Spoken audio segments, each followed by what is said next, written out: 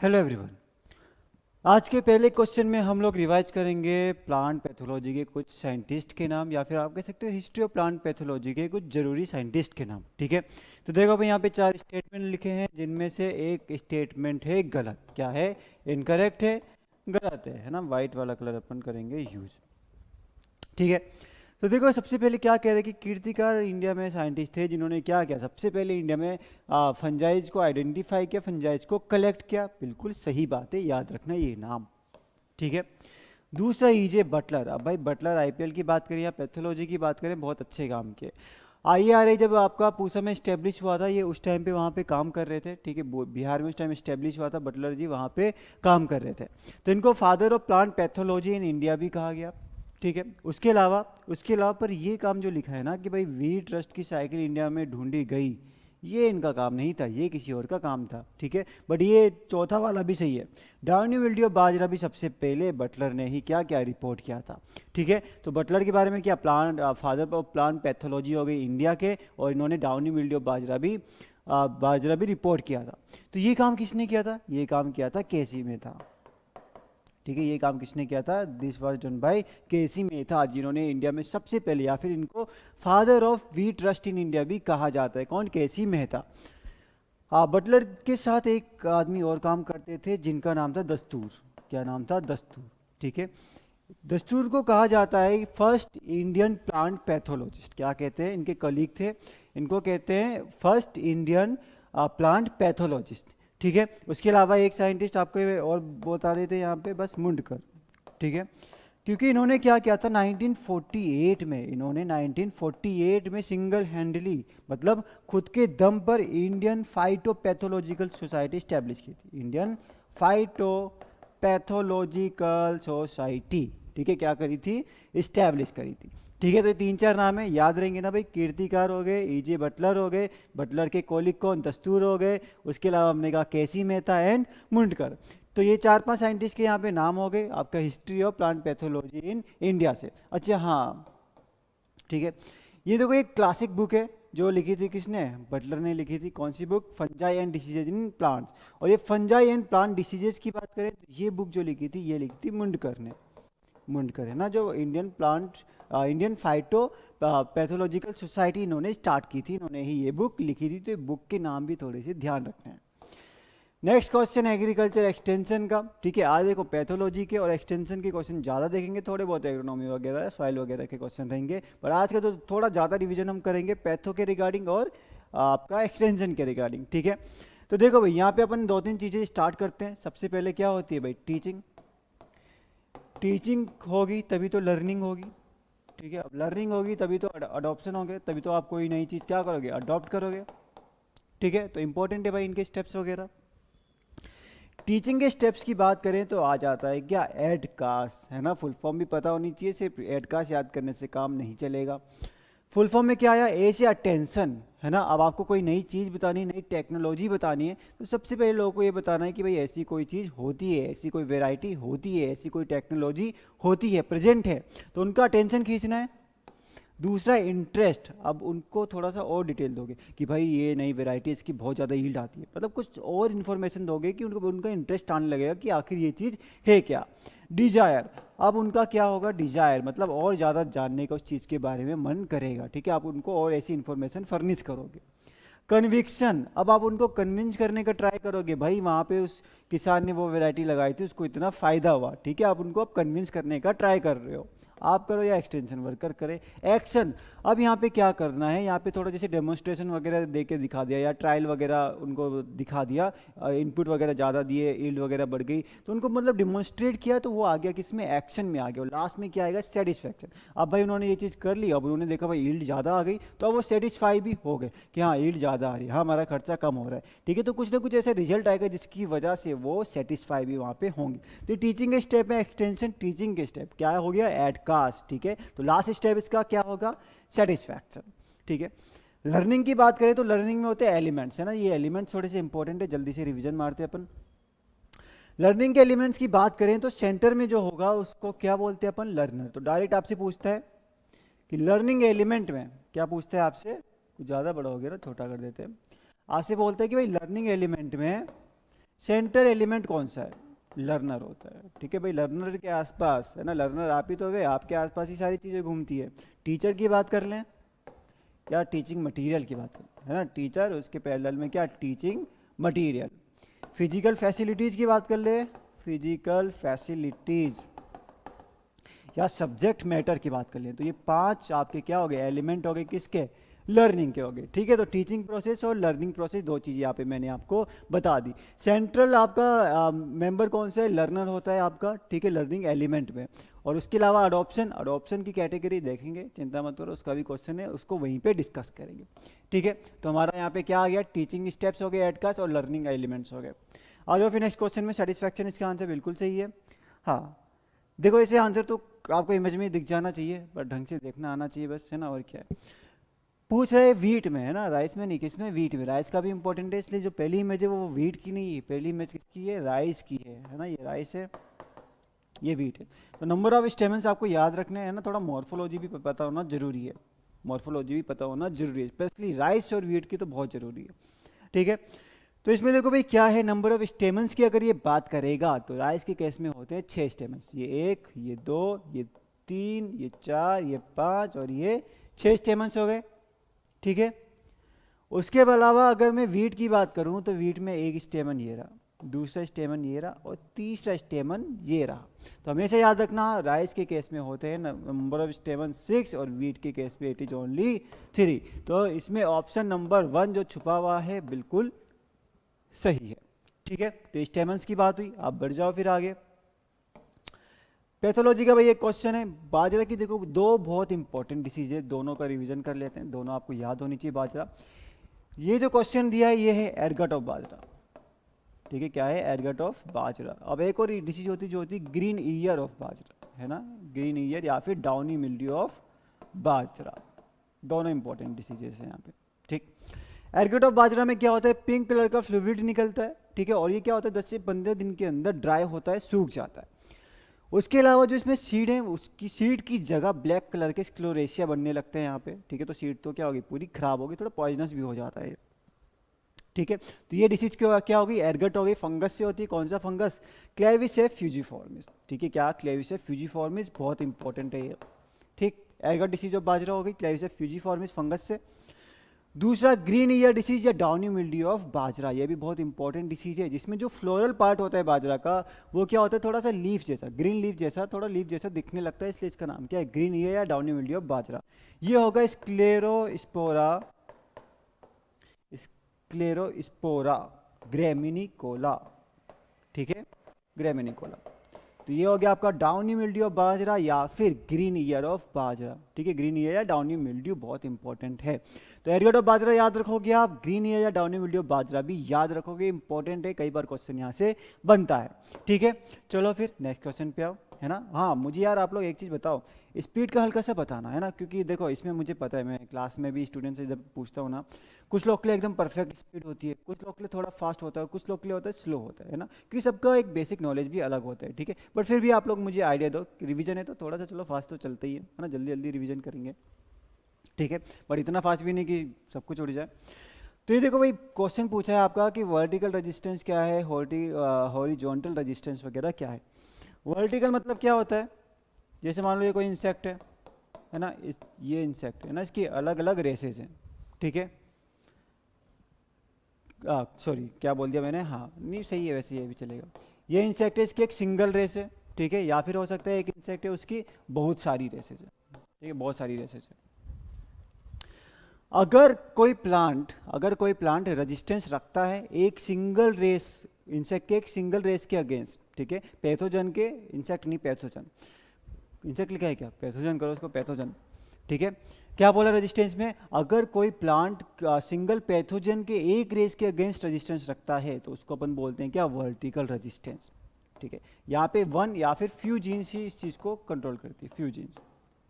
अगर कोई प्लांट एक से ज़्यादा या फिर बहुत सारी रेसेस के अगेंस्ट, पैथोजन की बहुत सारी रेसेस के अगेंस्ट रेजिस्टेंस रखता है तो उसको हम बोलते हैं हॉरिजॉन्टल या फिर जनरल रेजिस्टेंस, हॉरिजॉन्टल या फिर जनरल रेजिस्टेंस, और इसमें आपकी कई सारी जीन्स इन्वॉल्व होती है, ठीक है। तो आपका वर्टिकल रेजिस्टेंस, इसको स्पेसिफिक रेजिस्टेंस भी कहते हैं, जो आपका एक या थोड़ी बहुत जीन्स ही क्या करेंगी, कंट्रोल करेंगी, और सिर्फ एक रेस के अगेंस्ट ये क्या करेगा, रेजिस्टेंस प्रोवाइड करेगा। हॉरिजॉन्टल में बहुत सारी रेसेस के अगेंस्ट ये क्या करेगा, रेजिस्टेंस प्रोवाइड करेगा।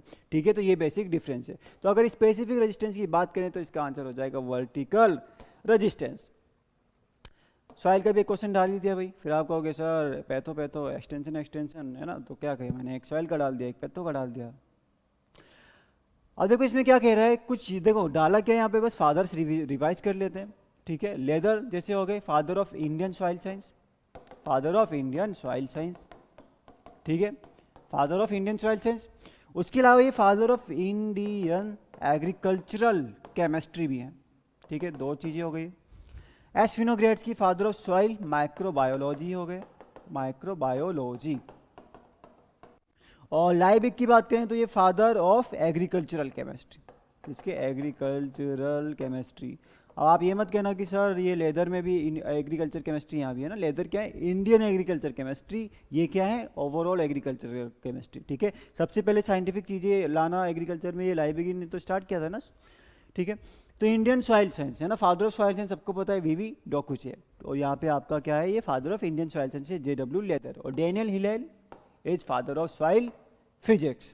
ठीक है, तो ये कुछ फादर्स हमने रिवीजन किए। आओ फिर नेक्स्ट स्लाइड के ऊपर, फिर पैथोलॉजी, फिर पैथोलॉजी। ठीक है, देखो ये तो आसान सा क्वेश्चन पूछा हुआ है आपसे, ये एक डिसीज है, ये एक डिसीज है।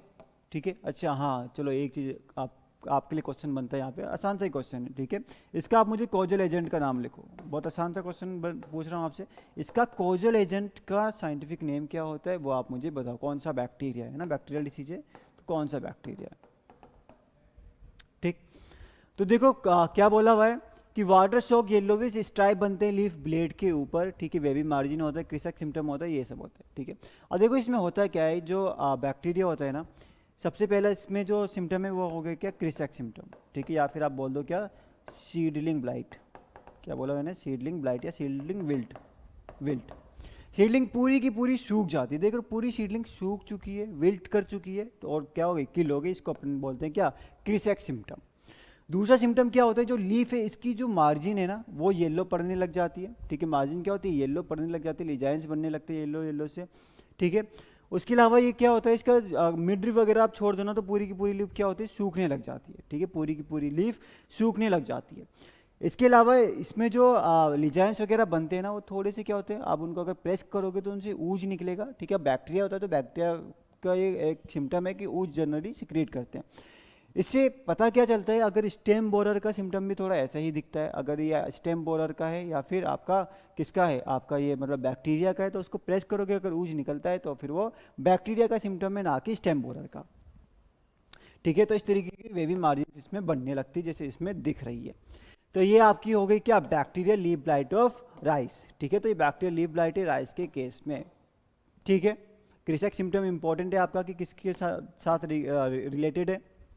चलो ओके, कौन सा है जो है आपका रेस्टिंग स्टेज बोल रहा है क्या, resting stage and persist in the field through the winter. ठीक है, अब भाई रस्ट है, रस्ट में क्या होता है कि एक डोरमेंट स्टेज बनती है जिसमें वो विंटर गुजारता है और विंटर निकलने के बाद वापस से वो जर्मिनेट करना स्टार्ट कर देता है। रस्ट की एक स्टेज है, उस स्टेज का नाम पूछा है, उस स्टेज का पूछा है, मैं बाकी स्टेज भी बताता हूँ। ठीक है, देखो नीचे लिखूँ ऊपर ही लिखते चलो, 0 1 2 3 4, ये 5 स्टेजेस हो गई है ना, सॉरी 6 बना दिया हमने तो। ठीक है, इसको काट दो, कट। देखो जल्दी जल्दी से मैं आपको स्टेजेस बताता हूँ, आप लोग इस क्वेश्चन का आंसर देखो, है ना। अच्छा मैं हर बार की तरह एक चीज़ बोलना भूल गया, मतलब हर तो बोल देता हूँ, आज भूल गया थोड़ा सा। ये वीडियोज ऑलरेडी रिकॉर्डेड हैं, कुछ घंटे पहले रिकॉर्डेड हो चुकी हैं, तो इसलिए आप जो भी कमेंट करोगे, मैं आपको लाइव कमेंट तो नहीं देख सकता अभी, तो फ्यूचर में कैसे देखूँ। ठीक है, बट बाद में जरूर पढ़ सकता हूँ, जब आप कमेंट कर रहे होगे तो मैं पढ़ सकता हूँ उसको, बट अभी नहीं देख सकता एटलीस्ट। ठीक है, तो भाई देखो इसमें होता क्या है, ये बारबेरी, क्या बोला, बारबेरी का प्लांट, बारबेरी का प्लांट, वीट का प्लांट, वीट का प्लांट। ठीक है, वीट का प्लांट। ठीक, अब देखो क्या होगा यहाँ पे, बारबेरी के प्लांट में बनते हैं क्या, आपके बनते हैं यहाँ पे पिकनियोस्पोर्स, पिकनियोस्पोर्स। ठीक है, बारबेरी की जो लीफ है उसमें बनते हैं पिकनियोस्पोर, एन कलर के एन कलर नहीं, एन हैप्लॉइड कंडीशन में पिकनियोस्पोर्स बनते हैं। ये क्या करेंगे, यहाँ से उड़ेंगे, हवा से उड़ेंगे, जाएंगे। अब मान लो कि कहीं दूसरी जगह भी पिकनियोस्पोर बना था, एन था, अब ये जाके उसको टच करेंगे, उसको टच करेंगे तो ये बन जाएगा n+n बन जाएगा, ठीक है। मतलब अब ये n+n बन गया, और ये क्या करते हैं, इसकी हाइफी नीचे की तरफ लीफ में ग्रो करती है और नीचे की तरफ जो होती है ये n+n बना देता है, और n+n ये बन जाते हैं क्या, एसियोस्पोर्स। एसियोस्पोर बन गए, बारबरी प्लांट ही है अभी, ठीक है। ये एक बारबरी प्लांट था जिसमें बने क्या, पिक्नियोस्पोर्स। पिक्नियोस्पोर उड़ के गया, दूसरे पिक्नियोस्पोर को टच किया दूसरे किसी बारबरी प्लांट में और बनाए उसने क्या, एसियोस्पोर्स। अब ये एसियोस्पोर उड़ के जाएगा वीट में, ठीक है। स्टेज 2 होगी एसियोस्पोर। आपकी स्टेज 3 क्या है कि वीट को सबसे पहले इन्फेक्ट कौन करेगा, एसियोस्पोर करेगा। पहला क्वेश्चन, पहला क्या मतलब ये भी एक क्वेश्चन हो गया। पहला क्वेश्चन तो स्टेजेस कितनी है, ठीक है, पिक्नियोस्पोर सब बनते हैं। एसियोस्पोर जाके वीट को इन्फेक्ट करेगा, ठीक है। अब वीट में ये क्या बनाएगा, यूरिडियोस्पोर्स। यूरिडियोस्पोर्स बोलो या यूरिडिनोस्पोर्स बोलो, एक ही बात है, ठीक है। यूरिडियोस्पोर या यूरिडिनोस्पोर्स, ठीक है। अब ये एसियोस्पोर्स क्या करेगा, यहाँ पे यूरिडियोस्पोर बनाएगा। और यूरिडियोस्पोर की खास बात है कि भाई वीट प्लांट में अब बार बार लगातार यूरिडियोस्पोर बनेंगे। क्या होगा, हर बार यहाँ पे यूरिडियोस्पोर बनेंगे। यही यूरिडियोस्पोर क्या करेंगे, अगल बगल जो भी वीट प्लांट है उनको जाके इन्फेक्ट करेंगे और उसमें भी यूरिडियोस्पोर बनाते रहेंगे। अब जैसे ही ठंड आएगी, ठीक है, ये स्टेज नंबर आपकी क्या हो गई, सेकंड हो गई। सेकंड मतलब थर्ड हो गई ना, 1 2 3 बोलो या 0 1 2 बोलो। तो आपकी स्टेज नंबर आपकी 2 में क्या आ गया, यूरिडियोस्पोर आ गया, ठीक। अब यूरिडियोस्पोर क्या हो गई, रिपीटिंग स्टेज हो गई। इंपॉर्टेंट वर्ड रिपीटिंग स्टेज है, क्योंकि बार बार यूरिडियोस्पोर बनेंगे और बाकी वीट को जाके इन्फेक्ट करेंगे। अब जैसे ठंड आती है तो ये बोलता है भाई यूरिडियोस्पोर तुम्हारा तो हो गया काम खत्म, ठीक है, क्योंकि अब यूरिडियोस्पोर की जगह ये बनाएगा टीलियोस्पोर। जैसे ठंड आने लगी तो इसने क्या किया, यूरिडियोस्पोर बनाना बंद कर दिया, उसकी जगह इसने बनाया टीलियोस्पोर कि भाई ठंड आ रही है, ठंड भी तो झेलनी है, ठीक है। तो टीलियोस्पोर बनाएगा। ठंड विंटर कंडीशन में डोरमेंट पड़ा रहेगा, ठीक है। अब या तो ये प्लांट से चिपका रहेगा या फिर सॉइल में नीचे से पड़ा रहेगा, ठीक है। डोरमेंट कंडीशन में पड़ा है, वही क्वेश्चन में पूछा है, ये टीलियोस्पोर होता है। अब जैसे ही क्या होगा, आपका समर आने लगेगा तो ये टीलियोस्पोर क्या करेगा, जर्मिनेट करेगा। टीलियोस्पोर के ऊपर, ये भी याद रखना है आपको, ये ऐसा स्पोर है जो दूसरे स्पोर के ऊपर बन रहा है। टीलियोस्पोर के ऊपर बनता है क्या, बेसिडियोस्पोर। क्या बनेगा, बेसिडियोस्पोर, ठीक है। और यहाँ पे क्या होती है, टीलियोस्पोर में मियोसिस भी होती है, मतलब ये आपका 2n था टीलियोस्पोर। मियोसिस होती है, जो बेसिडियोस्पोर बनते हैं वो बनते हैं n हैप्लॉइड कंडीशन के बेसिडियोस्पोर बनते हैं। अब ये बेसिडियोस्पोर वापस उड़ेगा जाएगा और इन्फेक्ट करेगा बारबरी प्लांट को, n कंडीशन वाला, और बनाएगा बारबरी प्लांट में पिक्नियोस्पोर्स। तो ये हो गई राष्ट्र की लाइफ साइकिल पूरी की पूरी कंप्लीट, ठीक है। थोड़ा खिचपिच कर दिया है ना, साफ लिखते शायद और समझ आता, ठीक है, वरना फिर भी यार सुन के समझ आया होगा, ऐसी भी बात भी नहीं है, ठीक है। तो आंसर इसका क्या आ गया, teliospore is the right answer. ये होती है इसकी रेस्टिंग स्टेज, इसमें ये क्या करता है, डोरमेंट कंडीशन में प्रेजेंट होता है, ठीक है। तो आपको रिपीटिंग स्टेज भी पता है और आपको रेस्टिंग स्टेज भी पता है। SSP single super phosphate, rock phosphate को उठाओ, CH10PO4 6, ठीक है, रॉक फॉस्फेट को उठाओ और रॉक फॉस्फेट में मिला दो H2SO4, है ना। तो ये भी याद रखना है कि भाई क्या मिला दिया, H2SO4 मिला दिया, तो बन जाएगा आपका सिंगल सुपर फॉस्फेट, ठीक है। सिंगल सुपर फॉस्फेट के अंदर होता है भाई mono calcium phosphate plus gypsum, plus gypsum. Gypsum मतलब इसमें कैल्शियम भी होता है और इसमें सल्फर भी होता है, और मोनो कैल्शियम फॉस्फेट है तो भाई P2O5 तो होगा ही होगा, ठीक है। तो इसमें 16% आपका हो गया क्या, फॉस्फोरस, ठीक है। आपका 11 से 12% इसमें होता है सल्फर और लगभग 21% इसमें आ जाता है आपका कैल्शियम, ठीक है। तो ये एसएसपी का क्या हो गया, आपका न्यूट्रिएंट कंटेंट हो गया। तो सल्फर यहाँ पे बिल्कुल सही आंसर है। तो एसएसपी में क्या क्या प्रेजेंट है भाई, कैल्शियम प्रेजेंट, सॉरी कैल्शियम क्यों होगा, P2O5 प्रेजेंट है, ठीक है। अच्छा कैल्शियम भी तो है ना, सल्फर है और क्या है, कैल्शियम प्रेजेंट है। क्यों, क्योंकि इसमें जिप्सम भी होता है आपके एसएसपी के अंदर, ठीक है। ये बात समझ आई, आगे तो आगे बढ़ जाओ, ठीक है। नहीं आए तो फिर एक और चीज़ बता देता हूँ मैं। मोनो कैल्शियम फॉस्फेट में आपका फॉर्मूला इसका CaHPO4, ठीक है। HPO4 में आ जाएगा H2PO4, ठीक है, ठीक है ना। H3PO4 H2PO4, ठीक है, होल ट्वाइस, ठीक है। CaHPO4 होल ट्वाइस, ये मोनो कैल्शियम फॉस्फेट का फॉर्मूला, ठीक है। मैं याद नहीं कर रहा था कि भाई इसका फॉर्मूला क्या है, मैं थोड़ा वैलेंसी के हिसाब से ये याद करके रखा हुआ है, ठीक है। तो वो वाला दिमाग लगा रहा था, याद करने की जरूरत नहीं है, ठीक है। तो यहाँ पे वैलेंसी के हिसाब से याद रखना कि फॉर्मूला जाएगा कि इसका मोनो कैल्शियम फॉस्फेट का, क्योंकि डाई कैल्शियम फॉस्फेट देखोगे तो वहाँ पे ये 2 लगा हुआ नहीं दिखेगा, ठीक है, वो भी इंपॉर्टेंट है। डाई कैल्शियम फॉस्फेट का अगर मैं लिख दूँ तो CaHPO4 है ना। अब देखो सॉइल साइंस के साथ हमें नहीं देना है। CaHPO4 आपका हो गया, ठीक है। ये हो गया किसका, आपका डाई कैल्शियम फॉस्फेट का, H3PO4 - H2, ठीक है ना, बिल्कुल सही, ठीक है। ये डाई कैल्शियम फॉस्फेट का फॉर्मूला है, वैलेंसी का खेल है, 1-2 का खेल नहीं है, वैलेंसी का खेल है। इसलिए यहाँ पे क्या है, ये मोनो कैल्शियम फॉस्फेट है, वो डाई कैल्शियम फॉस्फेट। ठीक है, तो ये भी आपको पता होना चाहिए, है ना। फॉस्फेटिक फर्टिलाइजर्स पे तो एक शॉर्ट सा वीडियो में पूरा बनाया हुआ है, ठीक है। आज मतलब वो भी आपको देखना, अपलोड हो जाएगा 1-2 दिन में ही, ठीक है, या फिर हो चुका होगा ऑलरेडी, तो वो आप देखना एक बार यूट्यूब के ऊपर, है ना। मतलब अभी नहीं हुआ, जस्ट इसके बाद आई थिंक हो जाएगा फिर, ठीक है। अच्छा, ये क्वेश्चन तो चलो यार आप बताओ, बड़ा आसान सा क्वेश्चन पूछा है ना। अब ये आपको हर कितना कुछ रिवाइज कराऊंगा, है ना। एग्रोनॉमी तो वैसे भी हमने कई बार रिवाइज कर ली, ठीक है। उसमें शुगर केन के क्वेश्चन अभी थोड़े से रह गए थे, इसलिए मैंने यहाँ पे भी शुगर केन का और डाल दिया। तो नोबल केन क्या होता है, मुझे ये भी बताओ, ठीक है, कि भाई नोबल केन क्या होता है ना। और उसके अलावा वाइल्ड केन, इसका आंसर क्या होगा, है ना। वाइल्ड केन कौन से होते हैं, तो ये भी आप मुझे बताओ, ठीक है। आसान सा क्वेश्चन है, कुछ टफ नहीं है ये, ठीक है। मैं भी रिवाइज कर रहा हूँ, आप भी रिवाइज करके तो आओ, ठीक है। तो ये वाला क्वेश्चन कमेंट्स में बता दो जल्दी से, आसान सा क्वेश्चन एकदम पूछा हुआ है।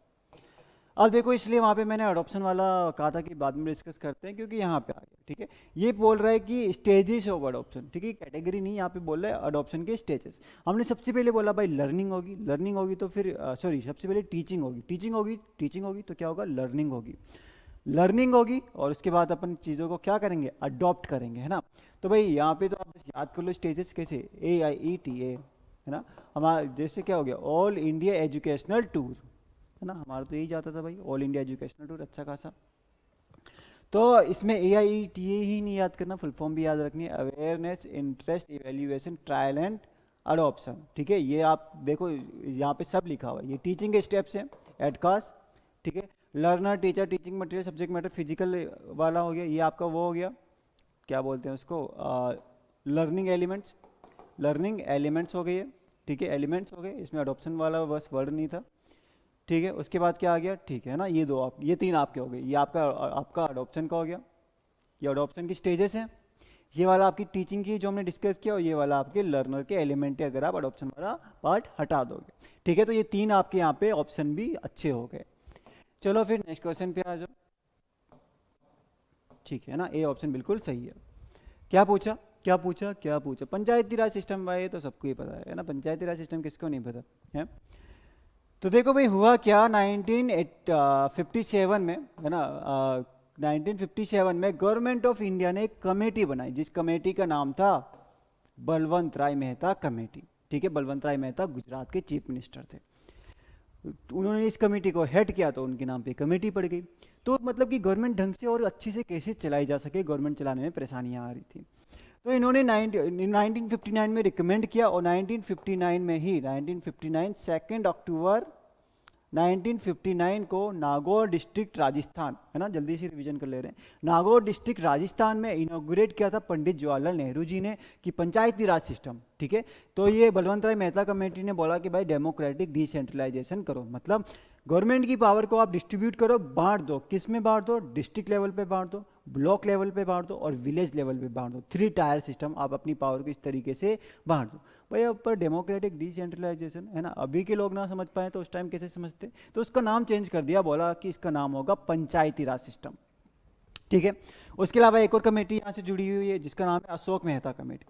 अब कहा कि भाई इसमें क्या कमियां हैं इसमें, ठीक है। तो 1977-78 में एक कमेटी और आई थी, अशोक मेहता कमेटी, जिसने बोला कि भाई आप 3 टायर की जगह 2 टायर सिस्टम फॉलो कर सकते हो, चीज़ें थोड़ी सी और बेटर हो जाएगी। इसके अलावा एक सिंघवी कमेटी और थी, सिंघवी, ठीक है, L Singhvi committee, Singhvi committee. ये कमेटी आई थी 1986 के आसपास। इन्होंने भी क्या किया था, चेंजेस बताए थे कि क्या क्या और चेंजेस लाके और पंचायती राज सिस्टम को इम्प्रूव किया जा सकता है। तो 3 कमेटी है, बलवंत राय मेहता कमेटी और अशोक कमेटी यहाँ पे, ठीक है। अब कमेटी की अपन बात चलिए, देखो ईयर याद रखना, 1957 में सिर्फ कमेटी फॉर्म हुई थी, है ना, कंफ्यूज नहीं करना। 1959 में ही पंचायती राज सिस्टम स्टार्ट हुआ था, कहाँ, राजस्थान नागौर डिस्ट्रिक्ट में, ठीक है। इसकी कमेटी की भी बात करते हैं। और उसके 1 महीने बाद 1 नवंबर 1959 को आंध्र प्रदेश में भी ये स्टार्ट कर दिया गया था। ये देखो भैया ऑप्शन भी यहाँ पे बड़े अच्छे हैं, क्यों अच्छे हैं, कि मोहन सिंह मेहता कमेटी KVK वाली होगी, अशोक मेहता और बलवंत राय मेहता कमेटी पंचायती राज वाली होगी, शिवारमन कमेटी नाबार्ड वाली होगी, ठीक है। तो कई सारी कमेटी भी यहीं पे हाथों हाथ रिवाइज हो गई, ठीक है। बढ़े आगे फिर, चलो फिर आगे आ जाओ। तो इसका नाम बिल्कुल सही, बलवंत राय मेहता कमेटी, है ना। 3 टायर सिस्टम तो बलवंत राय मेहता नहीं दिया था, अशोक मेहता ने 2 टायर के बारे में बोला था। तो हो गया आपका 2 टायर 3 टायर। और तेरी एंटोमोलॉजी का क्वेश्चन, ठीक है। पैथो हो गया, थोड़ा एक्सटेंशन हो गया, थोड़ा एग्रोनॉमी हो गया, थोड़ा सा देखते रहते हैं भाई, आसान आसान से क्वेश्चन ही तो है। एपिस सिराना इंडिका, ठीक है, एपिस सिराना इंडिका, इसको अपन बोलते हैं, क्या बोलते हैं आप बताओ। डोरसेटा को बोलेंगे रॉक भी, बड़ी खतरनाक होती है, खतरनाक मतलब बहुत खतरनाक नेचर होता है, इसको आप डोमेस्टिकेट नहीं कर सकते, बट बड़े बड़े छत्ते लगे वहाँ से जाके शहद इसका जरूर चुरा सकते हो, ठीक है। तो बहुत फेरेसियस नेचर की होती है, मतलब तुरंत काट देगी। एपिस फ्लोरिया को अपन बोलते हैं लिटिल बी, छोटी सी होती है, लिटिल बी है ना, फ्लावर की तरह छोटी सी होती है। मेलीफेरा सबसे इंपॉर्टेंट है यहाँ पे, ठीक है। क्यों इंपॉर्टेंट है? क्योंकि अगर हम बात करें इंडिया की, हम बात करें पूरे वर्ल्ड की, तो जो सबसे ज़्यादा बी कमर्शियली पर्पज़ के लिए कल्टीवेट की जाती है इट इज़ एपिस मेलीफेरा, क्योंकि हनी प्रोडक्शन अच्छा है और ये वो नहीं करती, मतलब बहुत ज़्यादा एग्रेसिव नेचर नहीं है। तो एक्जोटिक बी इसी को अपन बोलते हैं एपिस मेलीफेरा, या फिर यूरोपियन बी भी इसको कहा जाता है, यूरोपियन बी, है ना, ठीक है। इंडिया में सबसे पहले महाबालेश्वर में इंट्रोड्यूस कराई गई थी। Apis cerana indica, indica obviously it is Indian bee, ठीक है। तो ये क्या हो गया, आपके बीज के अलग अलग नाम हो गए। चलो फिर भाई आ जाओ, एपिस मेलीफेरा और एपिस सिराना इंडिका, यही दोनों बीज हैं जिसकी वजह से आज एपीकल्चर पॉसिबल है, ठीक है, वरना फिर हो नहीं पाता, काम चल नहीं पाता। सिल्कवॉर्म वेराइटी जिसमें स्टिफलिंग की प्रैक्टिस नहीं करनी है ना, सिल्कवॉर्म की बड़ी दुखद कहानी है कि क्या होता है बेचारे को, अपन कोकून को क्या करते हैं, थोड़ा सा हीट देते हैं, हॉट वाटर में डालते हैं कि उसके अंदर जो भी आपका प्यूपा है वो क्या हो जाएगा, किल हो जाएगा, ठीक है, वरना वो क्या करेगा, कोकून काट के बाहर आ जाएगा, बाहर आ गया तो हमारा थ्रेड खराब हो जाएगा, ठीक है। बट इनमें से एक है जिसमें ये प्रैक्टिस करने की जरूरत पड़ती नहीं है ना। वैसे बाई चांस जो बाहर भी आ गए ना, तो आई थिंक 2-3 दिन ही लाइफ उसकी रहती है। तो देखो इसमें क्या पूछ रहा है, स्टिफलिंग प्रैक्टिस नहीं चाहिए भाई, सिल्कवॉर्म तो बहुत इंपॉर्टेंट है, एफओ में तो कितने क्वेश्चन आए हुए हैं आपके यहाँ से बेनिफिशियल इंसेक्ट से, तो हनी भी हो गया, सिल्कवॉर्म हो गया, ठीक है, लैक इंसेक्ट भी आप थोड़ा अच्छे से पढ़ के जाओगे। तो चलो मलबरी सिल्कवॉर्म तो ऐसा नहीं है भाई, स्टिफलिंग करना पड़ता है, आपका एरी सिल्कवॉर्म ही ऐसा है जहाँ स्टिफलिंग प्रोसेस रिक्वायर नहीं होता। स्टिफलिंग क्या हुआ, कोकून को हीट दे के किल कर देना। स्टिफलिंग तो हो गया, उसके अलावा रीलिंग भी होता है ना। रीलिंग क्या हो गया, रीलिंग मतलब रील बना दी। रीलिंग मतलब जो कोकून है उसको थोड़ा सा ब्रश से आप क्या करोगे, रब करोगे और उससे थ्रेड सा फाइबर से निकलेगा, उसको खींचा, बांधा और रोल करना स्टार्ट किया, मतलब फाइबर को एक्सट्रैक्ट करना, निकालना, उसी को अपन बोलेंगे क्या, रीलिंग बोलेंगे। डीकमिंग भी होता है कि जो उसमें सेरिसिन है उसको थोड़ा सा टाइट टाइट बांध के रखा हुआ है ना, चिपचिपा सा हो रहा है, तो उसको लूज करने के लिए भी हॉट वाटर पे डालते हैं, तो वो गम हल्का सा या प्रोटीन जो है वो हट जाता है, तो उसको अपन बोलते हैं डीकमिंग। Black arm in cotton, black arm in cotton, ये देखो कॉटन ही कॉटन, देखो बहुत इंपॉर्टेंट, बहुत ज़्यादा इंपॉर्टेंट डिसीज है ये कॉटन की, ठीक है। तो यहाँ पे जो सबसे पहले देखने को मिल रहा है ये आपका क्या हो गया, सीडलिंग, ठीक है। ये आपको सबसे पहले क्या देखने को मिले, लिजाइंस जो हैं वो सीडलिंग के ऊपर आने लगते हैं, ठीक है। दूसरे केस में क्या हो रहा है यहाँ पे, जो आपका इसको आप बोल सकते हो एंगुलर लीफ स्पॉट, क्या बोल सकते हो, एंगुलर लीफ स्पॉट। यहाँ पे क्या हो रहा है, जो ये स्पोर्ट्स बन रहे हैं ना, ये स्पोर्ट्स तो चलो बन रहे हैं, पर जैसे ये वीन्स वगैरह आ रही है ना, तो ये स्पोर्ट्स क्या होते हैं, वीन्स तक पहुँचते हैं और रुक जाते हैं, ठीक है, वीन्स तक पहुँचते हैं, रुक जाते हैं, उसके आगे नहीं बढ़ते, ठीक है। तो ये इनकी वजह से एक थोड़ा सा यहाँ पे एंगल सा बन जा रहा है, ठीक है, एंगल सा बन जा रहा है, वीन्स तक पहुँच रहे हैं, वीन्स की वजह से क्या हो रहा है, ये आपके एक एंगल पे क्या हो गए, रेस्ट्रिक्ट हो गए, रुक गए, जिसकी वजह से इस सिम्टम को बोला एंगुलर लीफ स्पॉट। बट इसकी कहानी यहाँ पे भी खत्म नहीं होती।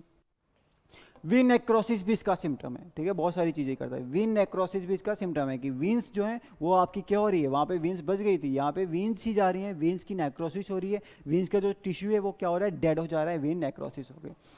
उसके अलावा बात करें तो ब्लैक आर्म, अब क्या होते हैं जो स्पॉट्स ये बन रहे हैं ना, ये धीरे धीरे स्टार्टिंग में तो लीफ में थे, बट धीरे धीरे स्टेम्स और बर्ड्स वगैरह के ऊपर भी जाने लगते हैं। ये देखो स्टेम के ऊपर जा रहे हैं, बर्ड्स के ऊपर जा रहे हैं, ठीक है। अब आप इसके ऊपर जा रहे हैं तो ये क्या होता है, कई बार टूट जाता है, स्टेम यहाँ पे टूट जाता है और आपका ये क्या होता है, आर्म जैसे, हाथ जैसे नहीं लटक जाता है, ठीक है। तो इस और ब्लैक कलर का स्पॉट्स बन रहे हैं, तो इसको बोल दिया अपन ने ब्लैक आर्म, इसका इंपॉर्टेंट सिम्टम ये भी हो गया। और फिर लास्ट में क्या हुआ, बर्ड, आपका यहाँ पे क्या हो गया, बर्ड नेक्रोसिस, कि बर्ड के ऊपर भी स्पॉट्स बनने लग गए और बर्ड्स भी आपका क्या होने लग गया, खराब होने लग गया, किसके केस में, कॉटन के केस में, ठीक है। चलो आई होप इतना आ गया आपको। तो इसका आंसर क्या होगा, ज़ैंथोमोनास कैम्पेस्ट्रिस, ये बैक्टीरिया ये काम करता है। तो ये सारी के सारे जो सिम्टम हैं ये किसके हैं, ब्लैक आर्म ऑफ कॉटन के। आंसर इसका ए ऑप्शन बिल्कुल सही जाएगा, ज़ैंथोमोनास कैम्पेस्ट्रिस। बताओ भाई फंजीसाइड के रिगार्डिंग एक क्वेश्चन है ना, फंजीसाइड, फंजीसाइड देखो बर्गंडी मिक्सचर के बारे में जल्दी से रिवीजन करते हैं। बर्गंडी मिक्सचर क्या है आपका, बर्गंडी मिक्सचर और क्या पूछे, बोल्डेक्स मिक्सचर है ना। पहले बोल्डेक्स मिक्सचर का वो कर लेते हैं जल्दी से। मिलरडेट, ठीक है, मिलरडेट ने फ्रांस में बोर्डेक्स यूनिवर्सिटी, फ्रांस में कौन सी यूनिवर्सिटी, बोर्डेक्स यूनिवर्सिटी में इसको डिस्कवर किया था, इसलिए इसका नाम पड़ा बोर्डेक्स मिक्सचर। ग्रेप्स में आपका प्लाज्मोफोरा विटिकोला डाउनी मिल्ड्यू ऑफ ग्रेप कोज करता है, ठीक है, तो उस पैथोजन के लिए यहाँ पे यूज किया गया था इसको, ठीक है। इसमें अपन क्या यूज करते हैं, इसमें यूज करेंगे copper sulphate plus lime, lime is calcium carbonate plus water 5 pound and 50 gallon water, ठीक है, ये रेशियो किसका, बोल्डेक्स मिक्सचर का। उसके अलावा अगर अपन बात करें तो कॉपर सल्फेट के साथ अगर हम लोग लाइम की जगह, ठीक है, लाइम क्या कैल्शियम कार्बोनेट है, कैल्शियम कार्बोनेट की जगह अगर आप सोडियम का कार्बोनेट ले आओगे, ठीक है, बाकी वाटर सब कुछ सेम है, तो इसी को अपन बोलते हैं क्या, बर्गंडी मिक्सचर। यहाँ पे जो लाइम है, लाइम की जगह आ जाएगा क्या, कैल्शियम कार्बोनेट, तो क्या बोल रहा है, is the presence of calcium carbonate, क्योंकि कॉपर सल्फेट भी इसमें प्रेजेंट है, वाटर भी प्रेजेंट है, बट लाइम की जगह कैल्शियम कार्बोनेट की जगह आ जाएगा सोडियम कार्बोनेट, ठीक है। यहाँ पे रेशियो की बात करें तो 1 kg, उधर पाउंड था इधर केजी है, 1 kg, और इधर हो गया आपका 100 लीटर, ठीक है। एक बार कंफर्म करना, ठीक है, 100 लीटर था कि 1000 लीटर था, ठीक है, मेरे ख्याल से आई थिंक ये 100 लीटर ही था, ठीक है। बस मेरे दिमाग से ये चीज़ स्किप हो गई, आप लोग एक बार कमेंट करके रिवाइज भी करो कि एग्जैक्टली कितना था, 100 या 1000, ठीक है। आप लोग कहाँ इतनी मेहनत करोगे, मैं ही कमेंट में डाल दूंगा उसको पिन करके, ठीक है, ठीक है। तो याद हो गया, Bordeaux mixture, copper sulphate, lime, water, ratio भी यहाँ पे इंपॉर्टेंट है 5-5-50। दूसरा बोला बोल्डेक्स मिक्सचर, जहाँ पे क्या किया, बस लाइम की जगह हमने सोडियम कार्बोनेट को लगा दिया, ठीक है। वाटर के रेशियो में एग्जैक्टली आपको बताऊंगा 1:100 था या 1:1000 था, बट मोस्ट प्रोबेबली 1:100 ही था कि भाई 1 kg कॉपर सल्फेट लिया, 1 kg आपने सोडियम कार्बोनेट लिया और 100 लीटर वाटर ले लिया, बट एग्जैक्ट क्या है मैं कमेंट में डाल देता हूँ, है ना, आपके भरोसे भी बैठ सकता हूँ वैसे तो मैं, बट क्या भरोसा। तो इसका आंसर क्या हो गया, ऑप्शन नंबर सी के आपका सोडियम कार्बोनेट। क्या पूछा है, पैकेज प्रोग्राम किसको कहते हैं ना, एक्सटेंशन के भी तो क्वेश्चन देखेंगे आज हम। देखो भाई पैकेज प्रोग्राम की बात करें ना तो 1960 का दौर था जब इंडिया, है ना, ऐसा लग रहा है कोई पुरानी स्टोरी चल रही है, पुरानी स्टोरी हुई है अब। 1960 में इंडिया में फूड की बहुत ज़्यादा कमी थी, भुखमरी की तरफ बढ़ रहा था, तो 1960 में एग्रीकल्चर के रिगार्डिंग प्रोग्राम स्टार्ट किए गए और 1960 में आया IADP, इंटेंसिव एग्रीकल्चर, आपका क्या हो गया, IADP, intensive agriculture district programme, ठीक है। तो यहाँ पे क्या हुआ, स्टार्टिंग में क्या हुआ, 7 डिस्ट्रिक्ट में एज अ पायलट प्रोजेक्ट चलाया गया, ठीक है, मतलब एग्रीकल्चर पे फोकस दिया जाए, अच्छा खासा इनपुट किया जाए और एग्रीकल्चर का प्रोडक्शन बढ़ाया जाए, ठीक है, वेराइटीज़ भी अच्छी अच्छी यूज करी जाए। तो 7 डिस्ट्रिक्ट में इसको पहले चलाया गया, उसके बाद इन डिस्ट्रिक्ट को क्या किया गया, यहाँ पे बढ़ा दिया गया, बाकी जगह भी फिर इसको स्टार्ट कर दिया।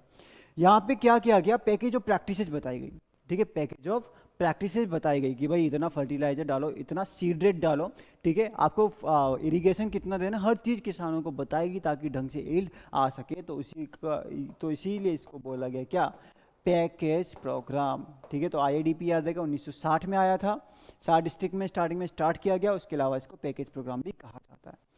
उसके 4 साल बाद 1964 में आया आपका IAAP, intensive agriculture area programme, ठीक है।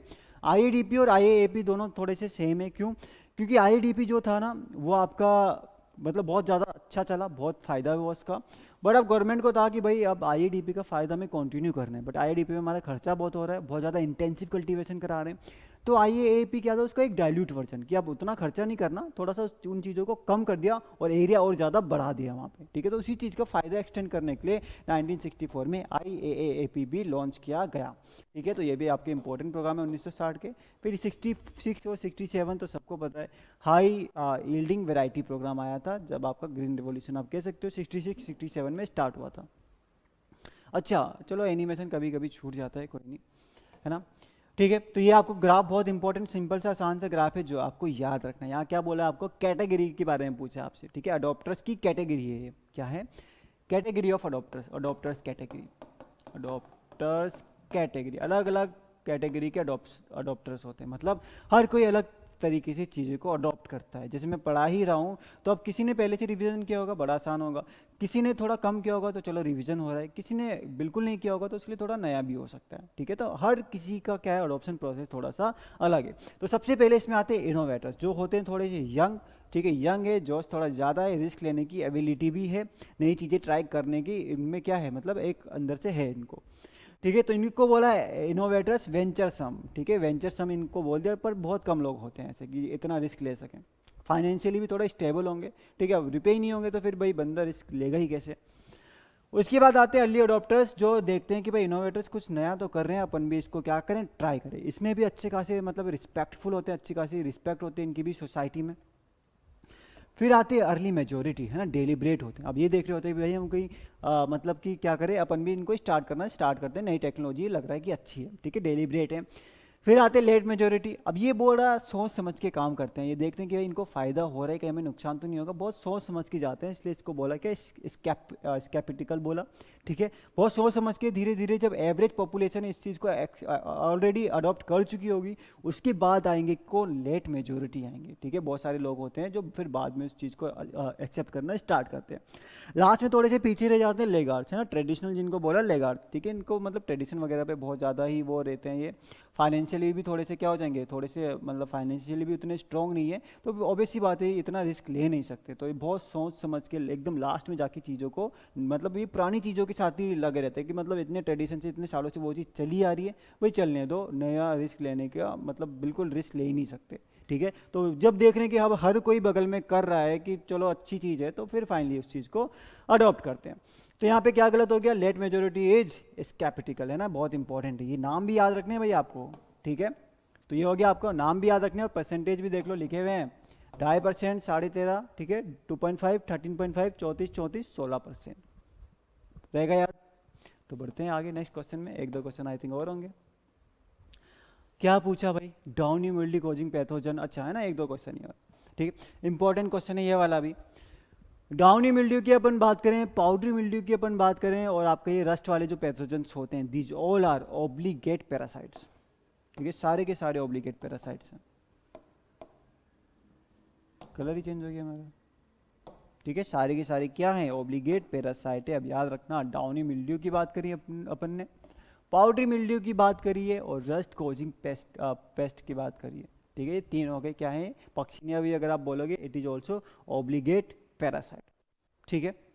ये सारी की सारी ऑब्लिगेट पैरासाइट हैं, पैरासाइट ही रहेंगे। चलो भाई, एक्सटेंशन का क्वेश्चन है, और आई थिंक यही आपका लास्ट क्वेश्चन है आज का, है ना।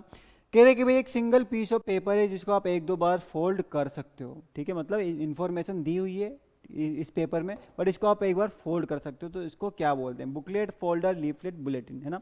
देखो है तो चीज़ बहुत आसान, बट वो है कि बहुत सिमिलर से टर्म है, सब एक जैसे लगते हैं, है ना।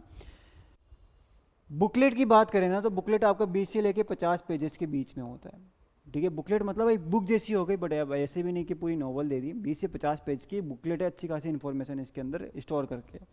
फोल्डर आपका एक सिंगल पेज है, सिंगल शीट ऑफ पेपर है जिसको आप एक दो बार फोल्ड कर सकते हो, जो आपके आंसर में दिया है, ठीक है। यहाँ पे कोई भी मतलब स्पेसिफिक इन्फॉर्मेशन यहाँ प्रोवाइड कर सकते हैं। लीफलेट में तो सिंगल शीट ऑफ पेपर ही है, लीफलेट में तो आपको फोल्ड भी नहीं करना, कोई पर्टिकुलर इन्फॉर्मेशन दी जाती है सिंगल शीट ऑफ पेपर में, यहाँ पे फोल्ड करने की भी जरूरत नहीं है, फोल्डर में उसको फोल्ड कर सकते हो, ठीक है। फोल्डर मतलब फोल्ड कर दिया, है ना, फोल्डर। और बुलेटिन क्या हुआ, बुलेटिन भी अगर थोड़ी ज़्यादा इन्फॉर्मेशन देनी हो, ठीक है, आपका मान लो कि 20 पेजेस तक, है ना, बुलेटिन कितना होता है आपका, 20 पेजेस तक आपका बुलेटिन जाता है, किसी स्पेसिफिक चीज़ के बारे में इन्फॉर्मेशन दी जाती है, ठीक है। अब 20 पेजेस कम पड़ गए आपके, तो आप जाओगे बुकलेट के साथ 20 से 50 पेजेस तक, ठीक है। तो ये आपके कुछ है, नेक्स्ट स्लाइड में इन्हीं टर्म्स के बारे में लिखा हुआ है, तो ये देख लो आप भाई, यहाँ पे मेरा कुछ वो नहीं, रोल नहीं है, ये आईसीआर की वेबसाइट में डायरेक्ट लिखा हुआ है, तो कई बार डायरेक्ट पूछता है, ठीक है।